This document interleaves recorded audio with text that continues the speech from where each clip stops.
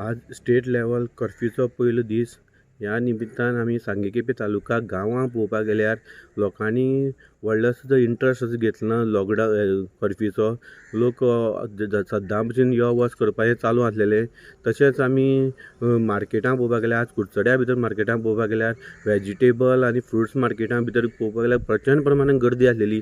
लोक अशें दिसताले की ते सामानान आमकां केन्नाच मेळपाना पूण आजूच घेवया अशी लोकांची गर्दी पडलेली.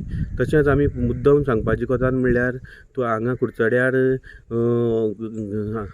थोडी दुकानां उगडी आसलेली जी म्हणल्यार कपड्यां दुकानां, स्टेशनरी, हार्डवेअर तशी खूब अशी दुकानां उगडी आसलेली.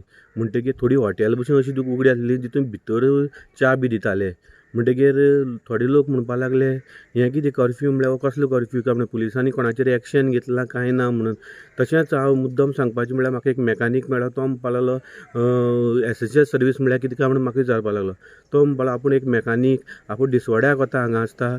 म्हणटकीर जर हे कपड्या दुकानां, स्टेशनरी जर हार्डवेअर चालू उरूंक शकता जाल्यार तो म्हणपाक लागलो आपणें कित्याक दुकान बंद करचें काय म्हणून. कित्याक फाल्यां कोणारी गाडी बंद पडली कितें जालें जाल्यार तेंय एसेंशियल सर्वीस न्ही काय म्हणून. म्हणटकीर अशें निर्माण जाल्लें आसा की हें कर्फ्यू हो कसो म्हणल्यार पुलिसांनी बीन हेजेर लक्ष दिवपाक जाय आनी पुलिसांनी वचून पळोवपाक जाय खरेंच खंयची शॉप उगडी आसा, कितें आसा, खंयची एसेंशियल सर्वीस स्वीट मार्ट्स आसा तीय चालू आसलेली.